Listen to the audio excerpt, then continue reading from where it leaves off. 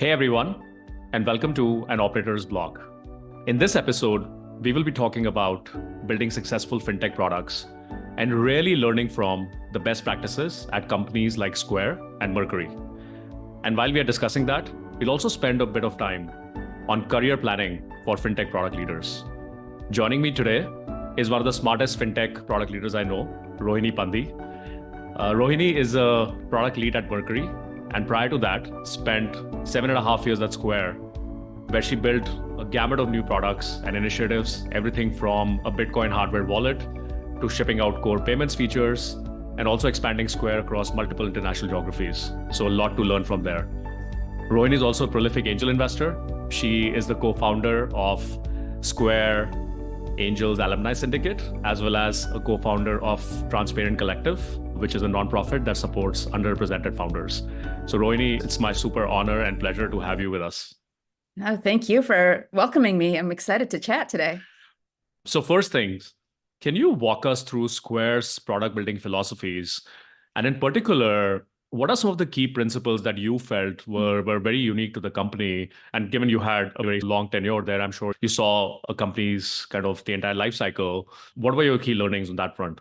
Yeah, I think Square had an incredible product culture. I learned a ton during my time there. In fact, I even remember my first interaction with the Square little white reader. I was in a taxi in New York, and the cabbie plugged it into the headphone jack of his iPhone, and he just punched in the total amount, swiped my card through. I signed his screen, grabbed the card, and walked out. And I just remember that being such a magical experience that it still stuck with me a decade plus later, seeing like the product from his side, because I was behind him, and then my side of signing it.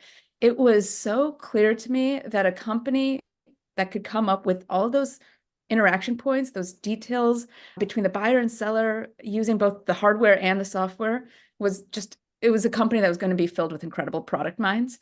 And I don't mean that I assume that they had employees whose roles had the word product in their title, but it was just the designers, the engineers, customer support, any of the builders or everyone who contributed to the product had a keen sense of the problem they were solving and the customer that was at the center of all of their considerations when solving that. And so by the time I got to Square, it was a pretty well-known product company. The mission statement was to bring economic empowerment to our customers, the small and medium businesses. And if we helped them grow, we would grow. That was just the mantra.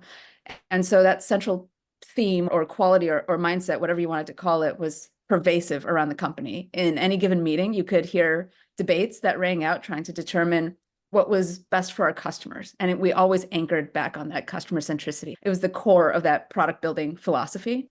And we also had really early principles in those early days that I really enjoyed. They were called the Square Four Corners because of the square. The corners were start small, give it soul, show, don't tell, and break the rules. And I honestly still love using some of those principles in my work and my thinking, because it breaks down the essence of what it takes to build something new, bring in a craftsmanship and quality to that endeavor, and then get creative with the solution.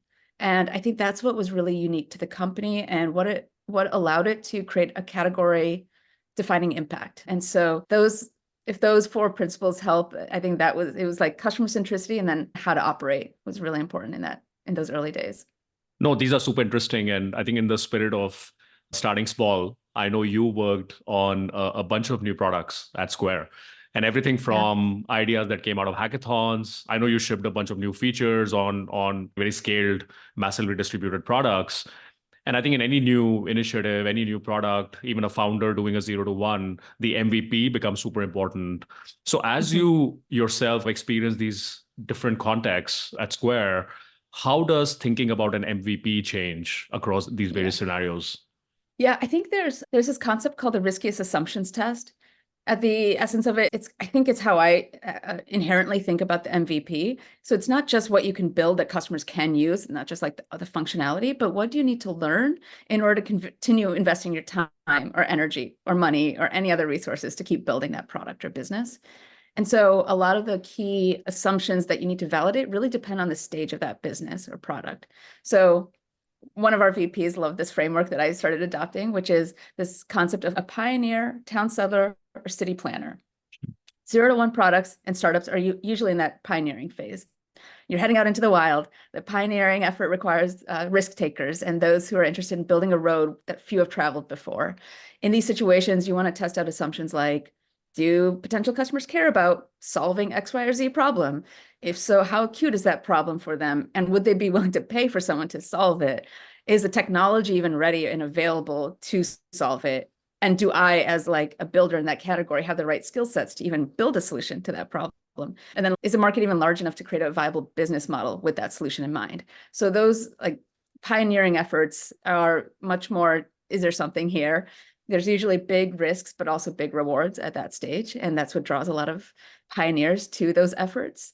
I think the next phase of that, the framework uses this idea of town settler, and you can think of town settling as served by those who can create organizations amongst ambiguity. So using the same metaphor, there's often some structure, like think of an early town with some semblance of a road, maybe it has a post office and a bank, but nothing else. So in that stage, a beginner's mindset and learning about what people want or how things could be is super essential.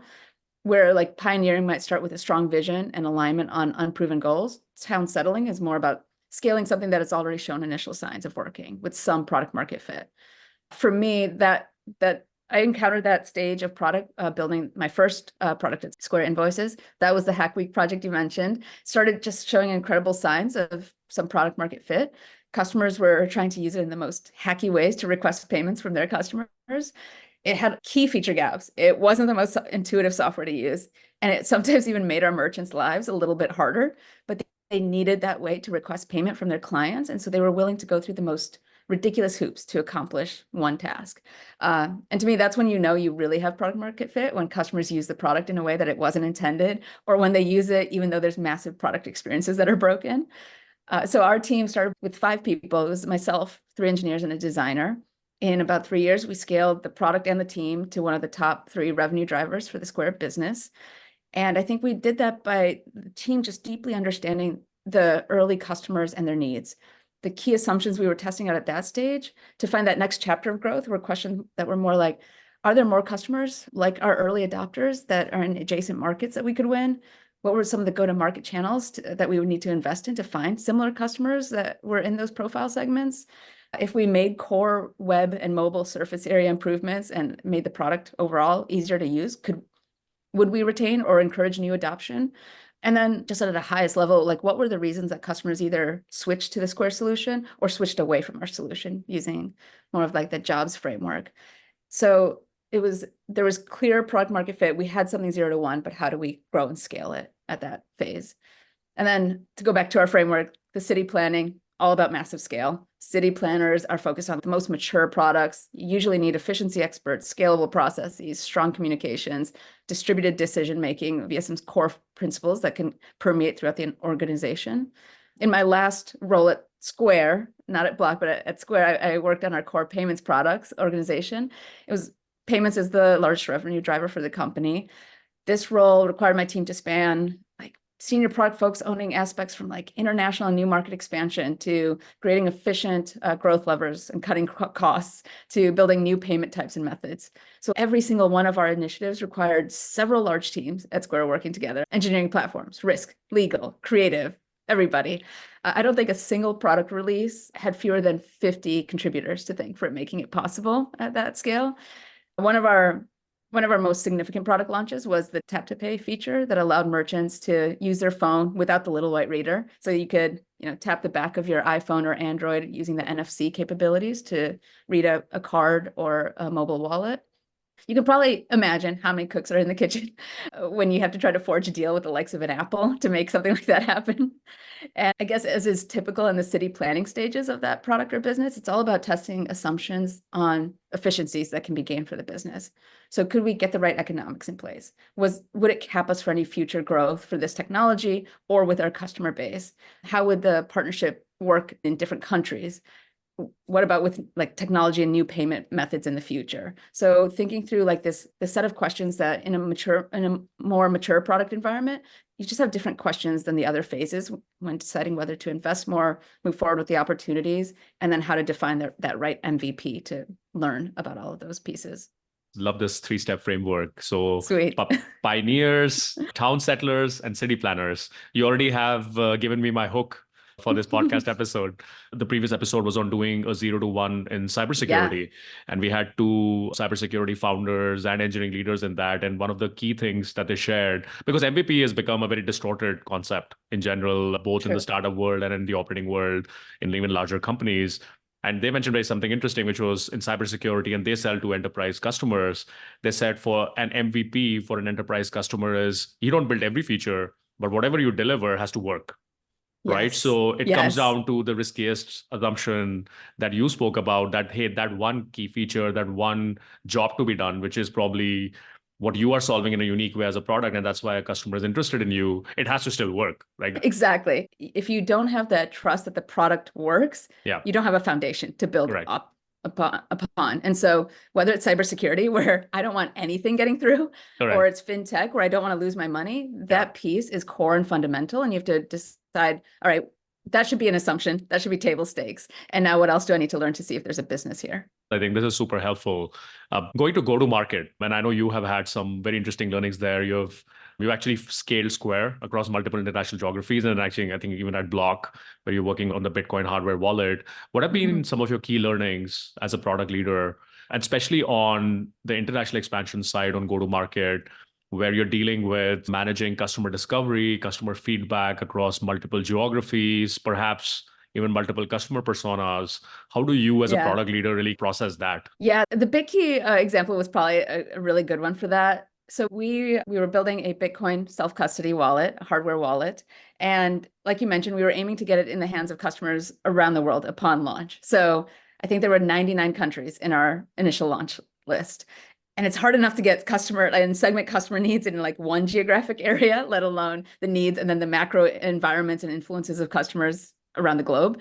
So early customer discovery and feedback was key.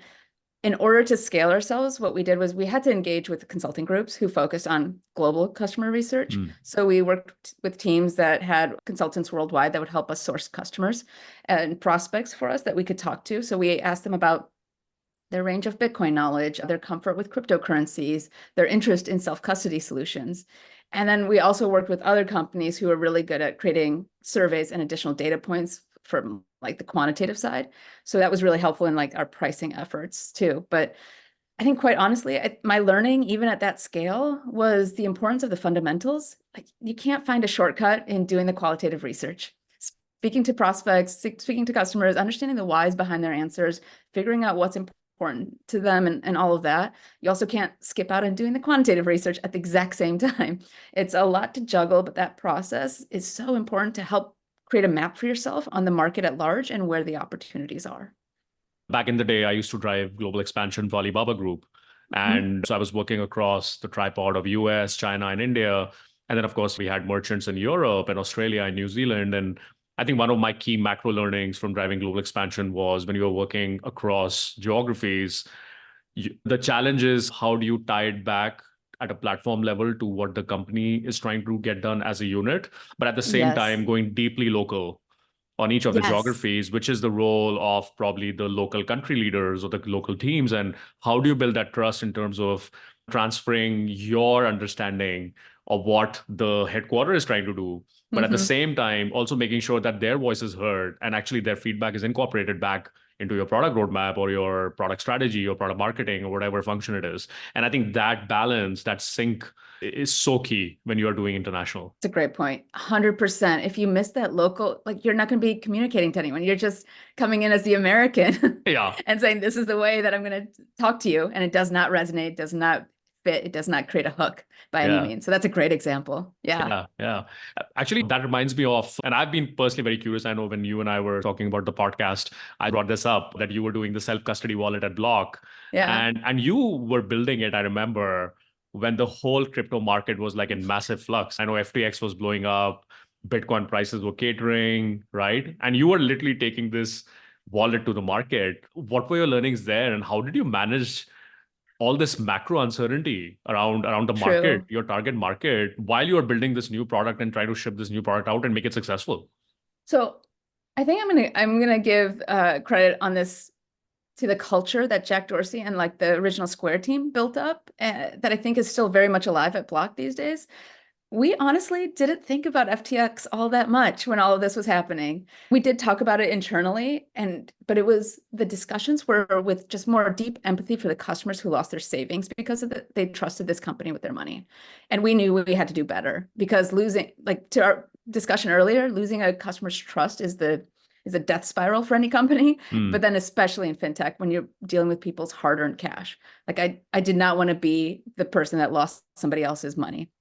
And so the hype cycles didn't influence our product development cadence all that much. I think it was because we all were there serving this overarching mission that we cared about, that like idea of delivering economic empowerment to that global audience by enabling them to control their wealth. And so we believed the way in which we were achieving that vision was the right way to go about it, both from a philosophical stance that the company took, and then from what was the right thing to do for our customer perspective that we internalized ourselves. So to me, while the volatility was noticed, it didn't really rock us off our path because we were just, here's the vision, here's what we're going to go do. It doesn't really matter that people believe or didn't believe in the hype cycles. Yeah, that's a great point. I think it just highlights the role of founders and the leadership in terms of Yeah, keeping the teams focused on, look, we still believe in the macro vision and we still believe in where this is headed as an opportunity. And I think sort exactly. of getting teams to focus on that. Yes. If there was any wobbling that we even saw from like Jack, I think the rest of the team might have wobbled too, but it was such a philosophical, this is the way that the world needs to be, and such a strong statement and such a strong support that we were feeling pretty confident too. Awesome. I want to move on to another topic of keen interest and also contentious topic, which is pricing. I think every founder that I've met, every product leader, and I've been a product manager myself, like pricing is this kind of monkey on your back, right? That you're trying to figure out. And I know you have done a lot of work around pricing for new products at Square. What are some of the frameworks that sort of you used? And what I'm also interested in is as you go in with this framework and this hypothesis, you come out with a model, when it hits the market, when it actually hits the customers, right? And you start getting feedback from it. What were your learnings there in terms of the delta between, hey, there's something that you strategically conceptualize, and then how customers look at it? Because customers look at things in a very different way. Definitely. It's very interesting to go from the academic to the realistic. Yeah. And honestly, every time I actually embark on a pricing project, I go back and listen to Madhavan from Simon Kucher. I don't know if you've read any of his content. He wrote Monetizing Innovation. I'd love to give an unsolicited shout out to him and his work in this space, quite honestly, because I think it's always really helpful for me to go back to some anchor point on pricing because there's just so much also like psychological impact of it, but then there's also the economics impact of it, of here are the numbers, here's what works, here's what doesn't, here's the ranges. But there's a bunch of, when humans are making decisions, it's never just quite as logical as you might think. I won't talk about his work in detail because I think he does a much better job than I ever could. I would encourage listeners to check him out, and he has really fun pricing stories. So I always enjoy them. But I think what I can tell you from the executional work we did was, maybe I'll use BitKey again, because there was just so much going on with that particular product across the geographic range. So we surveyed hundreds of people from dozens of countries for our pricing explorations. And the reason that, or like what we wanted to get out of it was we wanted to understand the pricing model preferences. So you can think of like a subscription versus usage-based pricing model. The SKUs that resonated with customers, like was it high-end and premium, or was it utilitarian and cheaper? What were the key features that were super valuable to people in what packages? And then, of course, the willingness to pay ranges across the different markets.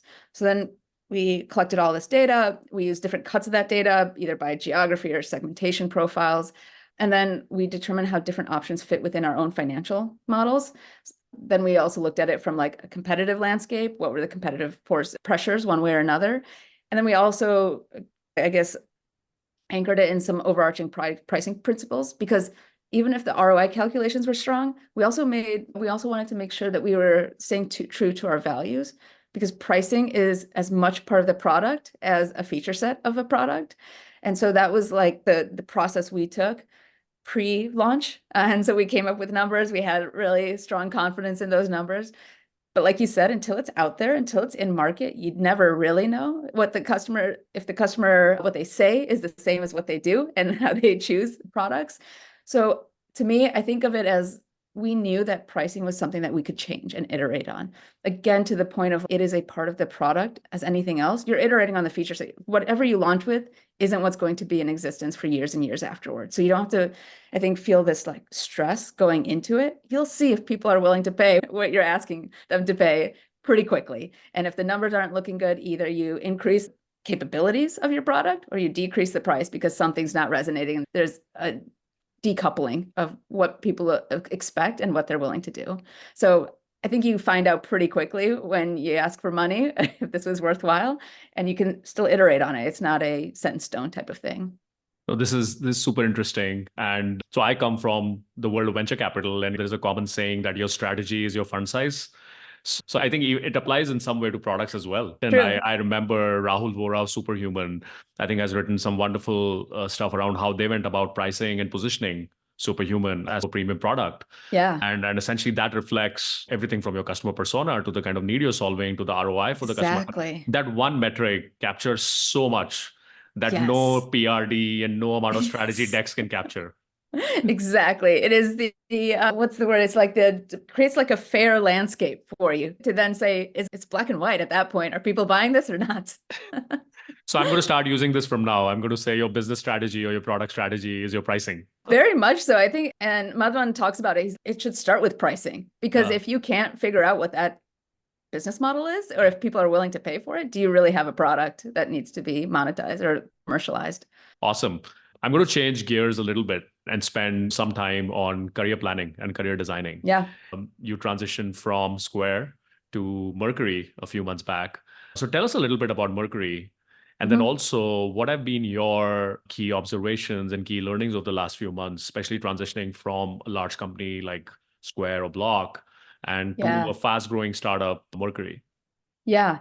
So Mercury is a fintech company. We offer banking services and financial workflow software to our customers. I do have to say, because we're in a highly regulated industry, I guess I should make it very clear we are not a bank. Our banking services are provided by FDIC members like Choice Financial Group and Evolve Bank and Trust. But Mercury's been around for the last 5 years. We have over 200,000 customers, and it's still growing at an incredible clip. And we're still in the early innings, in my opinion. As a private company, I think we're still considered a startup, but moving from like a public company and a huge employee base like a Square Block after almost 8 years to a smaller company like Mercury definitely had a learning curve for me. I absolutely loved my experience during my time at Square. It was a privilege to work there with just top-tier talent, challenging you and making you better at your craft. And so when I looked back at what kept me at the company, I think it came down to 3 aspects. And those were the 3 aspects, those were the same 3 aspects that drew me to Mercury. So I think the first one we talked about, but it was the product. That feeling when you interact with a product and you can immediately tell that the person behind it built it with like care about the details and some level of love. That's the emotional resonance, I guess, I had with Square when I first saw it and used it as a customer. There's that magic to it. And honestly, it was the same reaction I had when I first used Mercury. I knew that at that point there were no PMs at the company, but it was really clear, again, to that earlier point of the engineers, the designers, the other builders had such care for what they were creating. And that was the type of environment I want to be a part of as a product person, because a place like that already understands and up levels the expectations of quality that we want to create in our products. The second aspect was the people. I play tennis, and it's always more fun to play with someone a little bit better than you because it improves your game. And so that's what I felt at Square. Like that A+ talent challenges you, pushes you, but it improves your game. And I really don't think that ever means that we need to have a ruthless, fear-based environment in order to have that kind of challenging space. I talked to a few early stage founders too, and when I speak to them, I think they sometimes feel like they have to go into full like Machiavellian mode to push their teams. But it's really just about being clear and direct, having high expectations, and wanting the best out of your team. That also then attracts talent that's very similar to wanting those same things. And yeah, that breeds the people piece. And then I think for me, finally, it was about impact. The ownership and accountability of a product area that PMs owned were much wider at Square than a lot of tech companies. And the role at Mercury offered a chance to make a huge impact on the future of the company by leading a lot of the new product development. It's not an opportunity that comes by very often to have such a wide scope and mandate. So rising to that challenge felt exciting and a little nerve-wracking, but also much more exciting.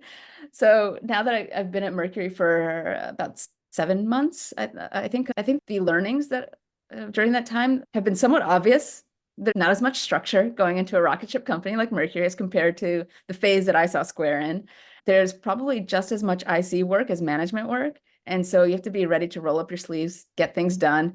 I think that's the mentality that's most important if you're making a similar transition.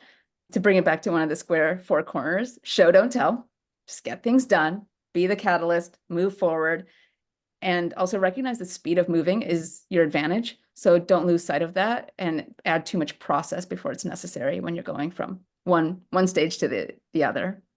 So I think for any product folks out there who are thinking about which company to choose for the next gig, I think there's an excellent framework, which is product, people, and impact, right? And we spent a little bit of time in the beginning of the pod discussing how Square's product philosophies were. What are you observing now at Mercury? Yeah, it's been really fun to learn from the entire founding team at Mercury. I think we've actually gone through a few iterations of what it takes to be a PM at Mercury. And I think that actually encapsulates what you're talking about in a nice way. So the things that matter to us, as we were all talking about, this was part of like more of a PM career management and career matrix, but it helped us understand what was most important to us when we think about product as a discipline. And so the expectations that we put in place were threefold. One, build lovable products. So the expectations for PMs at Mercury is that they wholeheartedly strive to building products that customers genuinely love. Like it includes not only having a strong product sense, but also being that same customer centricity, the same quality obsessed and detail oriented type of person. It was really key to a lot of even what the founders did in the early days just on their own. I think the second aspect of it was make sure you can positively impact the business. We're not just doing this as like an artisan, I should say. We're not just doing this as like a piece of art. We do want to build a business where we want PMs and to be expected to think holistically about the business impact of their work, drive towards results, but do that with like respect and a collaborative mindset with their teams. So that was a key part of it. And then the last thing was unique to Mercury. And I love the way that the founding team thinks about this, but it's long-term systems thinking. So the Mercury product is getting more and more complex. And so PMs not only need to consider their immediate work, but also how it maps and affects other areas of the business and like the collective long-term strategic goals. So it's not just excellence in your put blinders on and think about your own product, but it's at the overarching level. How does everything interact with one another? Because complexity becomes an n-squared problem as you add more products into the mix. And so this idea of you can't just say, this is mine and this is my domain and nothing else matters. You have to think about it just holistically so that we have a holistic view of the customer's interactions as well and their customer journey as part of what we think about. This is great. So I think for anyone out there who is looking to join the product team at Mercury, you have to build lovable products. You have to be willing to translate these lovable products into an actual business. And then third is you have to have systems thinking and how it impacts other parts of the business. High accountability and ownership. Cool. I don't want to let you go without talking about AI, at least what I'm observing around me, even in my circle of relationships. I think AI is particularly impacting product management in a very meaningful way. So I'm seeing the job description itself of what a PM should be doing changing a lot. Of course, we have seen a lot of rifts in the past 2 years. So I think orgs are being rethought about the ratios of PMs to engineers. A lot of those things are being thought of from grounds up. A lot of these things are changing, right? How do you think people should think about really dealing with these changes? In particular, also in terms of you're now seeing this new generation of companies getting created, right? Which are a lot of them are AI first or AI native. How does one really go about finding the next job? Like, how do they know which company to join? How to even position themselves? Say you are a mid-career leader in a large company or a scale startup, right? Like, how do you even get in front of the right people? Yeah, love this. I think the pendulum swings are just wild and unexpected if you're keeping your head down within the safety, let's call it, of your current employer. And I've been in the workforce for probably all of the major recessions in the last couple decades. And so even as a fresh grad, employees who have given years of their lives to a company, when a downturn happens, they let them go. And I don't really blame the companies for having to make these hard choices. Nobody wants to let lose their trained workforce, but tough decisions do need to be made when you're fighting for survival. So I think as an employee within that space, it's so incredibly important to keep an eye on the macro changes happening in your industry. To your point, AI is getting a lot of spotlight right now, and go out and learn what's happening with the new technologies. Talk to as many people as you can to learn about and hear about how they're thinking about these trends. Read and consume as much information as possible to have your own point of view on those subjects. It does take extra work, it's extra effort, but I think if you approach it with a beginner's mindset and look at it as a learning opportunity, it's fun too. Like even being simply open to these conversations, I think you can start a flywheel of meeting interesting people, working on amazing new areas. You and I both love talking to founders in these spaces, but you start finding different circles that are outside the four walls of your day job. And all of those interactions, those learnings, that information can feed back to your actual work or create a spark that allows you to explore new opportunities that are the most interesting to you. So getting out of the comfort zone can be quite beneficial on a few fronts. For me, I like starting with a series of questions that can help me think more about a space. More recently, that was actually with self-driving cars more than like Gen AI, but it was just fun to think about how quickly does a customer trust that the car is safe upon experience a self-driving ride? Or does this need to be like an old school elevator ride where there was somebody there that was manning the elevator, even when they didn't need to be, just to make people feel safe walking into this elevator? Or what are the economics of these cars longer term? What changes in city planning might be happening when the technology is replacing all human drivers? Just starting with some broad questions helps me because I just enjoy thinking about the effects of technology in our lives.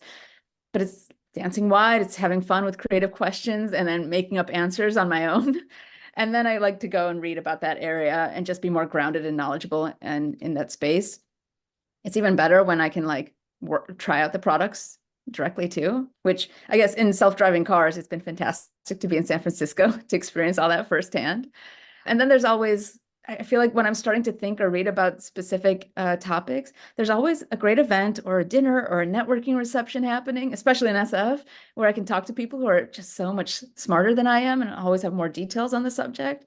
More recently, when I was thinking about self-driving, I went to some VC happy hour where the head of product for Waymo was hanging out. And it was just such a stroke of luck for sure. But I also believe these opportunities present themselves if you're open to them. So being prepared by having all those questions and reading and like having a deeper conversation just because you cared about that subject to learn some parts of it ahead of time, then creates that space for you to talk to more builders or founders or policymakers or other leaders. And once people know you as that smart, thoughtful, passionate person, they also want to work with you in whatever way possible. And so it becomes a bit of a reciprocal relationship where hopefully, especially as like senior folks that are listening in, you're never job hunting again. Instead, you're just figuring out which opportunity and which set of people you want to build something with next. So I guess the TLDR there is relationships matter. So invest the time in building them because it helps you build out a more fully fledged career path that's not the traditional route, which I don't think will exist very much longer. I think for anyone who's working in technology, you've got to be ahead of the nine ball in terms of change. And I always tell people that, hey, be proactive about it. And I think to your point, learn about it, be ready to deal with that change and build your relationships beforehand, right? Like Exactly. I think this whole concept of job hunting is going to change or it's going to be in a very different form. And I think the value of in-person relationships, I think events and mixers, and you and I met for the first time at a VC event. I want to give a shout out to Nakul Mandan of Audacious Ventures, who organized this operator mixer. And then that's where you and I connected, right? And some of these events are some of the best relationships get built in small groups in these events. So I think I am going IRL, which I know for a lot of folks who are from the post-pandemic era, I think it might seem strange to them, but I cannot emphasize the importance of in-person. Yes, it really helps. And it just feels nice to see people again in person. This was so insightful, Rohini. I think your experience across payments to crypto to now neobanking, I think this was so unique and rare that I'm glad that you were able to bring out a lot of your learnings from your career graph in front of listeners. I think this would be super unique for all listeners out there. So thank you for joining us. Great. I hope so. Thank you so much for the opportunity. This was fun.